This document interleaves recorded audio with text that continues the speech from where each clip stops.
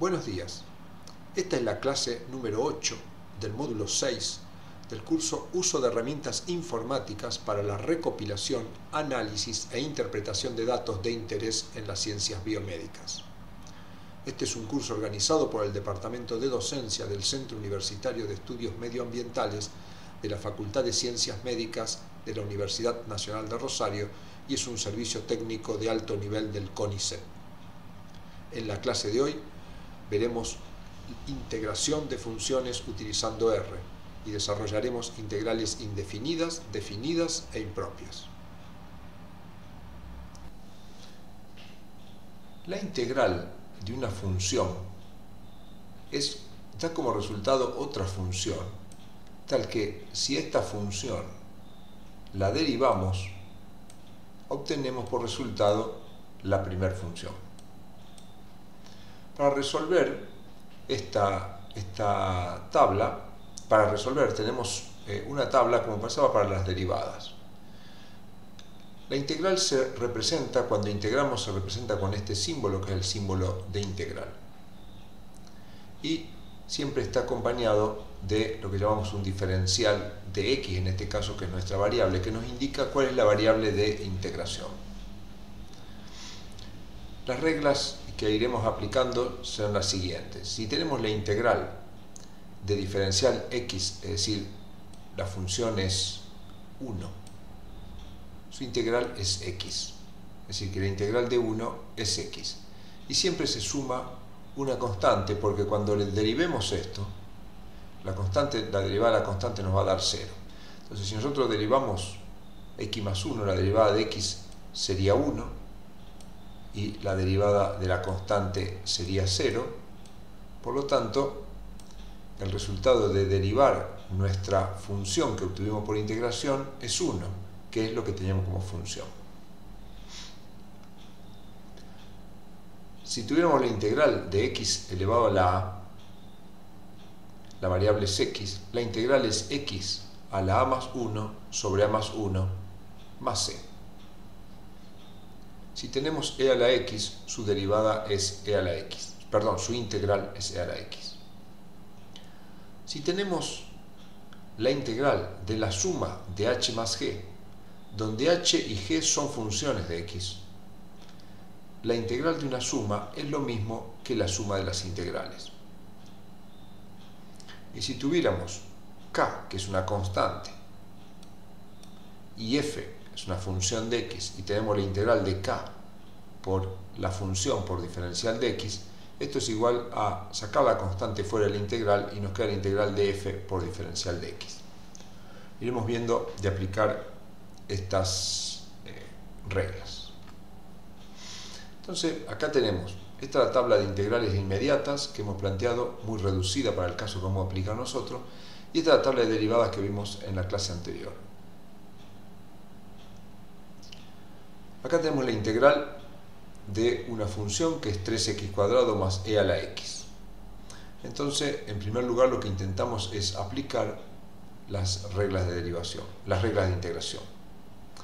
Como vemos que tenemos una suma, aplicamos la cuarta línea, que dice que la integral de una suma es la suma de las integrales.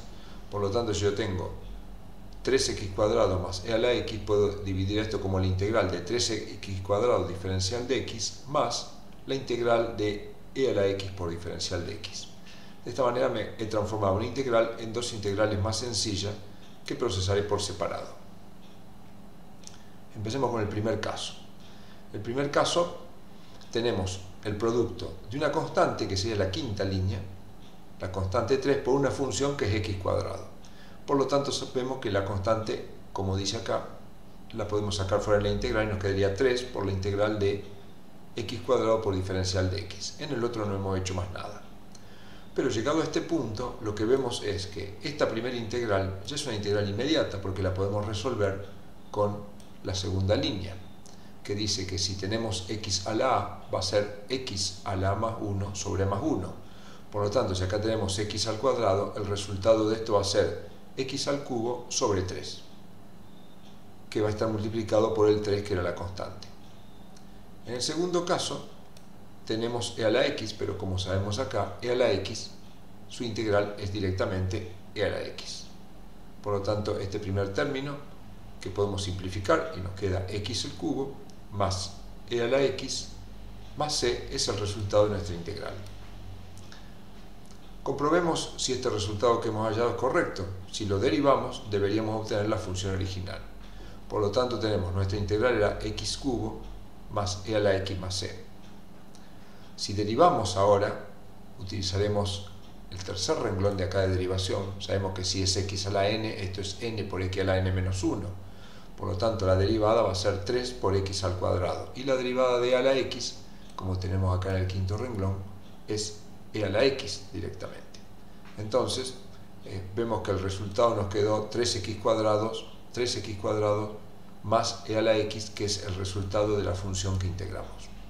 Por lo tanto, esta es el resultado de nuestra integral indefinida. Veamos otro caso, aplicando las mismas reglas. Acá tenemos una función que es la integral, tenemos una integral que es 2 por e a la 3 por x diferencial de x. En primer lugar, tenemos una constante que está multiplicando una función, por lo tanto la constante la sacamos fuera de la integral. Y nos queda acá e a la 3x.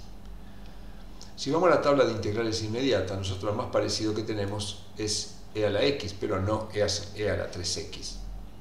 Entonces, acá se aplica lo que se denomina la sustitución de variables. ¿En qué consiste? Nos damos cuenta que si en lugar de existir acá 3x, existiera solo x o una sola variable, sí lo podríamos resolver porque tenemos integral inmediata para eso. Por lo tanto, lo que intentamos es reemplazar 3x por otra variable que llamamos t. De esa manera, si uno reemplazara acá, quedaría e a la t. Pero el reemplazo no es tan sencillo, requiere algunas otras correcciones. Una vez que hemos encontrado la sustitución posible, derivamos el término de la izquierda con respecto a x. Por lo tanto, tenemos una constante que es 3, la derivada de x es 1, por diferencial de x porque estamos derivando con respecto a x. Por otro lado, derivamos el miembro de la derecha con respecto a t. Si ahora t es nuestra variable, la derivada de t es 1 por diferencial de t. Lo que hacemos ahora es despejar diferencial de x. Por lo tanto, nos va a quedar diferencial de t sobre 3. Y ahora sustituimos nuestra variable t y nuestra variable y nuestro diferencial en la función original, que sería esta. Entonces nos quedaría integral de e. En lugar de 3 por x, vamos a sustituir esto que es t. Entonces nos quedaría e a la t. Y en lugar de diferencial de x, vamos a sustituir lo que tenemos acá, que es diferencial de t sobre 3. ¿Qué nos quedó acá? Ahora tenemos una constante que podemos sacar fuera de la integral, que es un tercio. Por lo tanto, teníamos el 2, ahora nos quedaría un tercio por la integral de e a la t diferencial de t. Esta integral que tenemos acá es una integral inmediata que podemos resolver con la línea número 3. En la variable t, por supuesto. Por lo tanto, nos va a quedar 2 tercios de e a la t más c. Pero nuestra variable con la que estamos trabajando no es t, sino que es x. Entonces, utilizando la sustitución que hemos utilizado acá, sabemos que t es 3 por x, reemplazamos t por 3 por x y acá nos quedó nuestro resultado, que es 2 tercios por e a la 3 por x más c. Esa es nuestra integral que tenemos acá. Si queremos comprobar si esto es correcto, la debemos derivar. Para derivarlo, 2 tercios es una constante y acá debemos aplicar la regla de la cadena porque tenemos una función compuesta. Entonces nos va a quedar, en primer lugar, la derivada de e a la x, que sería e a la x, es decir, en este caso e a la 3x. Y luego derivamos el exponente, que es 3x, que nos va a quedar 3.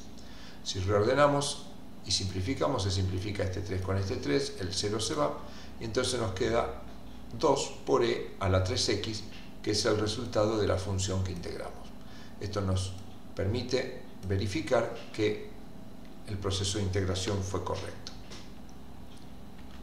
Veamos otro ejemplo. Acá tenemos la integral de x por e a la x. Debemos recordar que la integral es distributiva con respecto a la suma, pero no lo es con respecto al producto. Entonces, lo primero que hacemos es intentamos ver si tenemos suma. En este caso no lo tenemos, por lo tanto no podemos descomponer en integrales más sencillas. Tampoco tenemos constante para sacar afuera y esta integral que tenemos acá, esta función no la contamos en la lista que tenemos acá. Entonces vamos a aplicar un tercer método de integración que se llama por partes. El método por parte plantea que si nosotros tenemos una integral de una función u por el diferencial de b, eso se resuelve haciendo u por b menos la integral de b por diferencial de u. Esto que a primera vista parecería no llevarnos a ningún lado, es el fundamento y la solución cuando resolvemos una integral por parte. ¿En qué consiste esto? En primer lugar, tenemos que tratar de asemejar nuestra integral a la primer parte de esta expresión. Es decir, le asignaremos a una parte de nuestra función, de nuestra integral, el nombre u y a otra parte diferencial de b. Diferencial de b debe incluir siempre al diferencial de x. Esto es muy importante. Y u puede ser variable, qué partes toma, pero ya la idea es que tomemos una parte de tal manera de que cuando esa parte se derive quede algo más sencillo. Veremos esto en la práctica. Entonces, vamos a limpiar esto. Entonces, vamos a tomar parte acá, a una parte la llamaremos u y a otra diferencial de b. Tomamos como u a x. Es decir, acá hay una parte que es x, la llamamos u. Como le dije, la parte que tomamos como u conviene, aunque no siempre es así, pero en general, cuando yo lo derive con respecto a x me tiene que quedar más sencillo. Cuando yo x lo derive me va a dar 1 por diferencial de x, y cuando derive u me va a dar 1 por diferencial de u. La otra parte, diferencial de b, va a ser lo que me queda y que debe incluir al diferencial de x. Por lo tanto, acá tengo que el diferencial de b es e a la x por diferencial de x. Integro ambos miembros y el miembro de la izquierda lo integro con respecto a x. Como acá me quedó e a la x, que es una integral inmediata, la integral de esto es e a la x. Y el miembro de la derecha es como si fuera 1 por diferencial de b. La variable es b acá. Entonces la integral de 1 sería b directamente. Si no le resulta sencillo, piense como si esto fuera x, integral de diferencial de x, que lo que tenemos acá sería x. No le colocamos la suma de constante. Entonces así nos armamos con un valor de u, un valor de diferencial de u, un valor de diferencial de b y un valor de b, como para poder reemplazar la segunda parte de la ecuación. La segunda parte de la ecuación nos dice que la integral en la que nosotros tomamos las partes u y diferencial de b es igual a u por b. U es x, entonces reemplazamos acá está, y b es e a la x. Por lo tanto, acá nos quedó u por b menos la integral de b por diferencial de u. La integral de b es e a la x por diferencial de u que tenemos acá es diferencial de x. Entonces, esto que nos quedó acá es lo mismo que nuestra integral, con la característica que la integral ahora es más sencilla e inclusive es una integral inmediata del tipo e a la x. Por lo tanto, la resolución de esto va a ser x por e a la x menos e a la x más e. Podemos comprobar por derivación. Acá tenemos nuestra integral resuelta. Entonces, acá tenemos un producto y a su vez una suma. Por lo tanto, la derivada de esto va a ser la derivada de la primera parte menos o más, digamos, la derivada de la segunda. Esto es un producto, se deriva el primero, que la derivada de x es 1, por el segundo sin derivar, más el primero como está, por la derivada del segundo que es e a la x, menos la derivada de la x que es e a la x, más la derivada de una constante que es 0. Si reordenamos esto, nos queda e a la x más x por e a la x menos e a la x, entonces este término se simplifica con esto y nos queda x por e a la x, que era la función que integramos. Vamos a ver ahora lo que llaman integrales definidas, que son de mucha utilidad en matemática. La integral definida es lo mismo que venimos planteando, una integral pero que tiene extremos, un extremo inferior y un extremo superior. ¿Cómo se resuelve esto? Bueno, en primer lugar se resuelve la integral como ya sabemos. Si tenemos la integral de x a la 1, esto va a ser x a la 2 sobre 2, que es lo que tenemos acá. Esta es la integral de x a la 2 sobre 2.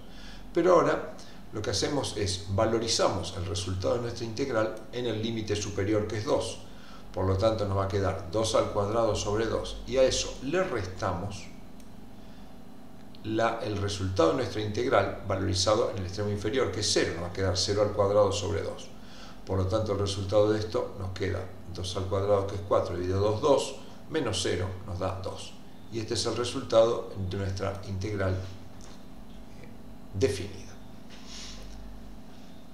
La integral definida tiene una de las aplicaciones importantes al cálculo de área bajo la curva. Acá tenemos una gráfica de una función cuya ecuación es igual a x más 1. Supongamos que queremos calcular el área marcada en color celeste, que está por debajo de la función, por encima del eje x, y entre los valores de menos 1 de las x y el valor 0. Entonces, si queremos un área bajo una función entre dos números, lo que hacemos es aplicar la integral definida de esa función, que es x más 1, entre los extremos de integración, entre menos 1 y 0. Por lo tanto, esto, como ya hemos aprendido, ya ahora es una integral definida. Para resolverlo, lo que hacemos primero es integrar. Acá tenemos una suma, entonces la descomponemos. La integral de x es x cuadrado sobre 2 y la integral de 1 es x. Y ahora lo que hacemos es valorizamos esto en el extremo superior, que es 0. Nos va a quedar 0 al cuadrado sobre 2 más 0, menos, valorizado en el punto inferior del intervalo, que es menos 1, menos 1 al cuadrado sobre 2, menos 1. Si resolvemos esto nos da 1/2, quiere decir que el área que tenemos acá vale 1/2. El cálculo de área bajo la curva lo podemos realizar también con R. Bueno, para esta clase, como siempre, tenemos un desarrollo en un archivo que se llama MM8, que tiene el desarrollo de los temas que hemos visto en el video, y tenemos la consola donde resolveremos nuestro problema. Lo que veremos hoy con R es cómo resolver una integral definida, es decir, cómo calcular un área bajo la curva, y haremos el mismo ejemplo que teníamos hoy. Vamos a definir, yo la tengo definida, no la vamos a definir, vamos a llamarla f a una función de x, que la vamos a definir como x más 1, que es la que hemos utilizado recién. Si queremos esta función, si la graficáramos grafiquémosla desde menos 2 hasta 1, acá tenemos la función, el eje estaría acá, el eje x, que va desde menos 1, y el área que queremos calcular está acá. Nos faltan poner los ejes si los quisiéramos colocar. Entonces, para realizar la integral utilizamos la función integrate de la función que queremos en el intervalo que va desde menos 1 hasta 0. Y acá la resolvió. Esto es una resolución numérica de integral, por lo tanto tiene un error acá menor a tanto, que se puede fijar, y acá nos dice que nuestra integral dio 0,5, que coincide con el valor que hallamos hoy, que era 1/2. Una ecuación diferencial es, como toda ecuación, una igualdad en la cual tenemos funciones y también aparecen en la ecuación alguna de sus derivadas. Esta es otra expresión en la cual tenemos la derivada de una función y dentro de la expresión nos aparece la variable independiente. La derivada de una función la podemos escribir como el diferencial de y sobre el diferencial de x, dado que la derivada de una función puede ser estimada por la tangente a la función que estamos estudiando, y por lo tanto, como toda tangente, se calcula como la variación de y dividido la variación de x.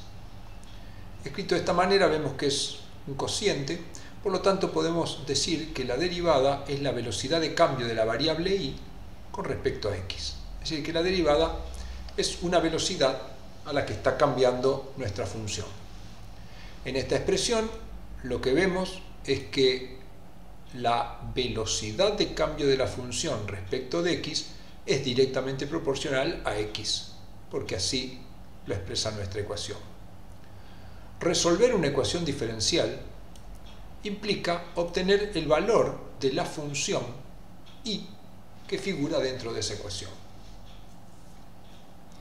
Para resolverlo se utilizan la tabla de primitivas que hemos visto y el cálculo integral que hemos aprendido. Veamos cómo se resuelve esta ecuación, que es muy sencilla, pero que nos va a explicar cuál es el mecanismo básico de resolución.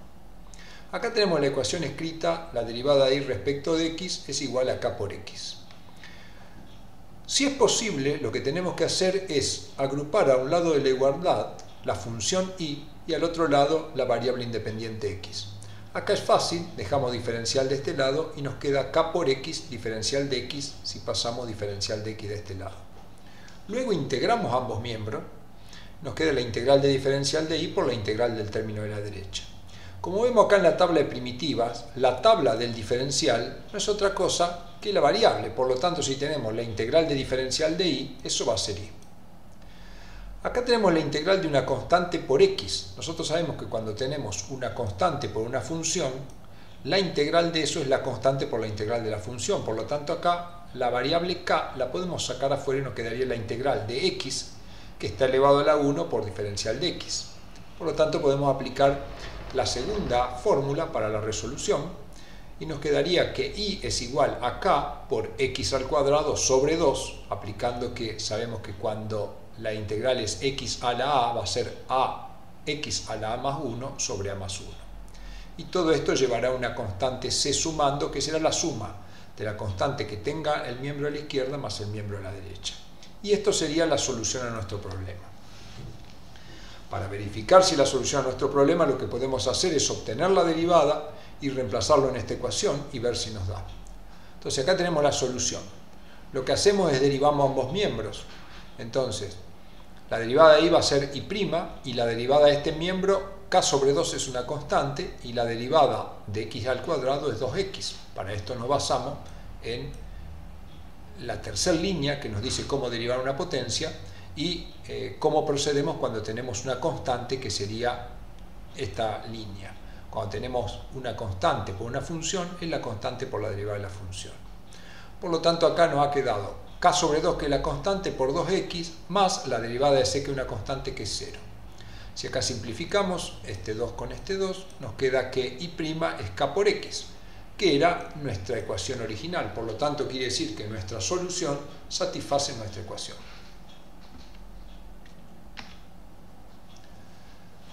Veamos la resolución ahora de ecuaciones diferenciales, pero con valores iniciales. ¿Qué son los valores iniciales? Los valores iniciales son valores que puede tomar nuestra función para ciertos valores de las variables. Entonces veamos un ejemplo. Acá tenemos una ecuación diferencial donde aparece la derivada y la función y un parámetro a o constante. Para resolverlo procedemos de la misma manera. La derivada la planteamos como diferencial de y respecto de x y acá vamos a tener a por y. Agrupamos todo lo que tiene y a la izquierda, lo que tiene x a la derecha e integramos. La integral del diferencial de y sobre y la podemos ver en esta línea. Cuando tenemos integral de diferencial de x sobre x, la resolución de eso es el logaritmo de x. Por lo tanto, esto va a ser logaritmo de y en este caso, porque la variable de este lado es y. A es una constante, la sacamos afuera y nos queda la integral de diferencial de x, que si venimos acá, la integral de diferencial de x es x. Por lo tanto, acá nos va a quedar a por x, más la constante c. Si ahora aplicamos propiedad de logaritmo, es decir, pasamos logaritmo para el otro miembro, pasa como una base e. Por lo tanto, nos queda que y es la función, va a ser e elevado a la a por x más c. Y esta sería nuestra solución. Pero en este caso nos quedan dos parámetros o constantes, a y c, que no tienen valor. Pero tenemos valores iniciales. Nosotros sabemos que cuando x toma el valor 0, y debe valer 2, y cuando x tome el valor 1, y debe valer e. Entonces reemplazamos acá la primera condición, que sería esta. Y la reemplazamos en esta ecuación por simplicidad. Esta y esta ecuación son las mismas. Entonces nos queda logaritmo de 2, porque y toma el valor 2, igual a a por x, que x toma el valor 0 en la primera condición, más c. A por 0 es 0, entonces nos queda que el logaritmo de 2 es igual a c. Por lo tanto, acá ya conocemos uno de los parámetros de nuestra ecuación diferencial. También sabemos que cuando x toma el valor 1, y vale e, entonces reemplazamos acá. Nos va a quedar logaritmo de igual a por 1, porque ahora x toma el valor 1, más logaritmo de 2, porque ya sabemos que c vale logaritmo de 2. Pasamos logaritmo de 2 para aquel lado, a por 1 es a, y acá aplicamos propiedad de logaritmo, sabemos que si tenemos la resta de dos logaritmos lo podemos plantear como un cociente. Por lo tanto, a es logaritmo de e sobre 2, que no es otra cosa que un número. Con estos dos parámetros obtenidos, los podemos reemplazar en nuestra ecuación y nos queda que nuestra solución es e elevado al logaritmo de e sobre 2 por x más el logaritmo de 2, donde no nos ha quedado ningún parámetro indefinido, sino que cada uno tiene valores fijos. Veamos cómo hacemos para plantear una ecuación diferencial cuando estamos frente a un problema. Supongamos una situación que acá está esquematizada, un recipiente que tiene un orificio por el cual sale un líquido. Cuanto más alto sea el nivel del líquido, es razonable que va a ser mayor la cantidad de líquido que va a perder. Y supongamos que este recipiente tiene un volumen máximo que no podemos sobrepasar. La variación del volumen de B del recipiente en función del tiempo es directamente proporcional al volumen que tiene. Es razonable. Cuanto más volumen tengamos, más líquido va a salir, sencillamente por tener mayor presión hidrostática. Por lo tanto, si decimos que la variación del volumen es directamente proporcional al volumen, la ecuación diferencial quedaría planteada de esta manera. Al ser directamente proporcional, nos queda que la variación es igual a una constante de proporcionalidad por B. Y supongamos que tenemos condiciones iniciales. En principio analicemos esta, que a T0 el volumen es igual al volumen máximo, que es 20 litros, es decir, arrancamos con un recipiente que está completamente lleno. A medida que el tiempo transcurra, iremos acá recorriendo estas imágenes. Entonces, resolvamos la ecuación diferencial y apliquemos las condiciones iniciales. En primer lugar, nuestra variable ahora es, nuestra función es b, que varía a lo largo del tiempo. Agrupamos b a la izquierda, t a la derecha, integramos ambos miembros, es muy parecido al anterior. Acá nos queda la integral de diferencial de b sobre b, que es asimilable a esta integral, que es logaritmo de x, entonces en este caso va a ser logaritmo de b. De este lado tenemos k por diferencial de t, ya la constante la dejamos afuera, nos queda integral de diferencial de t, que es asimilable a esta. Por lo tanto, directamente la integral de diferencial de t será t, que quedará multiplicado por x, más una constante c. Hacemos lo mismo, como tenemos logaritmo, al volumen lo expresamos como e elevado a la k por t más c. Y aplicamos nuestras condiciones iniciales. Sabemos que cuando el tiempo tome el valor 0, como vemos acá, el volumen debe tomar el valor 20. Resolvemos esto, k por 0 es 0, nos queda e a la c. Quiere decir que e a la c es 20. Aplicamos logaritmo a ambos miembros, nos queda el logaritmo de 20, y acá el logaritmo de una potencia va a ser c por el logaritmo de e. Como el logaritmo de e vale 1, nos queda directamente que es c. Es decir, que c toma el valor del logaritmo de 20. Eso podríamos reemplazarlo en nuestra expresión. Acá tenemos una potencia, que es la suma de dos números. Esto se puede escribir como un producto de potencia. Nos quedaría e elevado a la k por t por e a la logaritmo de 20. Y e a la logaritmo de 20 es 20. Por lo tanto, nos queda que b es igual a 20 por e a la k por t. Lo cual cumple con nuestra condición. Cuando el tiempo tome el valor 0, nos va a quedar k por 0, independientemente del valor que tenga k va a ser 0, e a la 0 es 1, y por lo tanto b va a valer 20, que es lo que nos decía nuestra condición inicial. Pero tenemos indefinido todavía el parámetro k, con lo cual a través de un experimento, o bien porque ya conozcamos los valores, lo podemos conocer. Seguimos con el mismo problema. Acá hemos compactado todo el cálculo anterior hasta obtener la expresión que hemos obtenido. Y supongamos que hemos realizado una medición de vaciado Y lo que nos damos cuenta es que, partiendo del volumen lleno, en 5 minutos el volumen que tenemos es 10 litros. Entonces, si a los 5 minutos el volumen es 10 litros, podemos reemplazar esto acá. El volumen va a ser 10 litros cuando el tiempo sea 5. Trabajando algebraicamente, pasamos el 20 dividiendo, nos queda un medio y aplicamos logaritmo a ambos miembros. Nos quedaría el logaritmo de un medio, que es logaritmo de 1 menos logaritmo de 2. Que eso sería logaritmo de menos 2, porque el logaritmo de 1 es 0. Por lo tanto, logaritmo de menos 2 sería el miembro de la izquierda.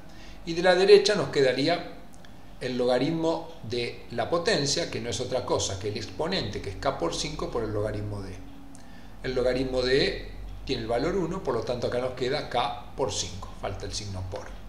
Y de ahí podemos pasar k dividiendo al logaritmo, entonces nos va a quedar que k es menos el logaritmo de 2 sobre 5. Podemos reemplazar esto en nuestra expresión y obtenemos ya nuestra función. El volumen de nuestro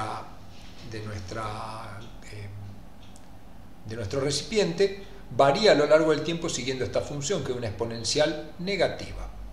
Si esta función la llevamos a R, sencillamente escribiremos la función como ya lo sabemos y luego podemos ejecutar un plot, con lo cual obtendremos nuestra función.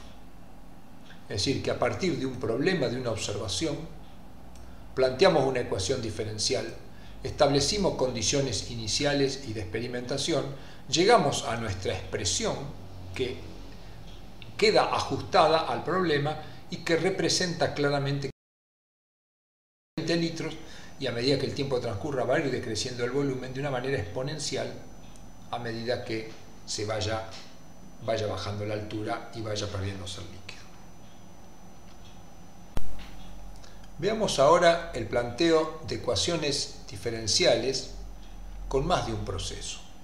Acá vemos un compartimiento en el que tenemos una sustancia cuya cantidad en el compartimiento puede ser afectada por algunos procesos que generan la sustancia A, como el proceso 1 y el proceso 2, y otros procesos que permiten la eliminación de A o transformación en otra sustancia. Son los procesos 3 y 4. Nos interesa, en situaciones como esta, conocer cuál es la velocidad a la que cambia A, es decir, la derivada de A en función del tiempo. Pero a diferencia de lo que veníamos viendo, acá son varios procesos. Supongamos que los procesos cumplen con estas condiciones. El proceso 1 es constante, es independiente de A, es decir, lo que entra por acá es siempre lo mismo. Por ejemplo, supongamos entra 1 gramo por minuto y no importa cuánto A exista. El segundo proceso es directamente proporcional a B elevado al cuadrado, es decir, que si yo tengo más B se va a formar más A y si tengo menos se va a formar menos, pero no es directamente proporcional a la cantidad de A, sino al cuadrado de la cantidad o concentración. En este caso hablamos simplemente de cantidad para hacerlo más sencillo. El proceso 3 es un proceso de salida, quiere decir que cuando A salga, la concentración de A va a decrecer. Y ese proceso lo consideramos que fuera directamente proporcional a A. Dicho, cuanto más A hay, más se excreta, y cuanto menos hay, menos se va por esta vía. Y el proceso de transformación de A en C, pensemos que es una reacción química y es independiente de A. Quiere decir que no importa que haya mucho A o mucho o poco, lo que se va por acá es siempre lo mismo, supongamos 0,5 gramos por minuto. Esto lo podemos escribir todo en una sola expresión que vamos a analizar. Comencemos con el proceso 1. El proceso 1 es constante. Como A ingresa, la concentración de A va a subir, es decir, a medida que transcurre el tiempo, la concentración de A crece. Si yo tengo una función, que es A en función del tiempo, que crece, su derivada primera tiene que ser positiva. Por lo tanto, este término que nos está indicando cómo varía A en función del tiempo, tiene que tener signo positivo. Como es independiente de A, colocamos A elevado a la 0, que tiene el valor 1. Y le colocamos una constante que tiene signo positivo, que nos está indicando que esta derivada es positiva de acuerdo a este proceso. Si analizamos el segundo proceso, este también hace subir la concentración de A, por lo tanto hace que la derivada sea positiva, por eso lo escribimos acá con signo más. Colocamos una constante de proporcionalidad y esto va multiplicado por la concentración de B, pero elevado al cuadrado. El proceso 3, a diferencia de los anteriores, es un proceso que saca sustancia A y cuando este proceso ocurra la concentración de A va a decrecer.